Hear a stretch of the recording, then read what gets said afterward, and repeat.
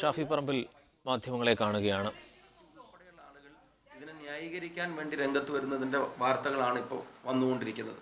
എന്ന് വെച്ചാൽ രമ്യ ഹരിദാസിനെ ഇങ്ങനെ ആക്ഷേപിക്കണമെന്ന് മുൻകൂട്ടി എടുത്ത തീരുമാനം നടപ്പിലാക്കുമ്പോൾ അതിന് പിന്തുണ പ്രഖ്യാപിക്കാൻ വേണ്ടി നിലവിലെ സ്ഥാനാർത്ഥി പോലും രംഗത്ത് വരുന്ന കാഴ്ചയാണ് നമ്മൾ കാണേണ്ടി വരുന്നത്.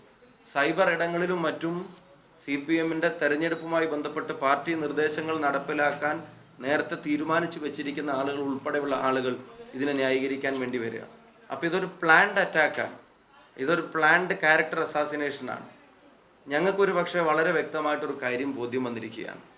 രമ്യ ഹരിദാസിൻ്റെ ആലത്തൂരിലെ സ്ഥാനാർത്ഥിത്വം 100% ക്ലിക്കായിരിക്കുന്നു എന്നുള്ളതിന് ഏറ്റവും വലിയ തെളിവാണ് ഇത്. ആ സ്ഥാനാർത്ഥിത്വത്തെ അവർ ഭയപ്പെട്ടില്ലായിരുന്നു.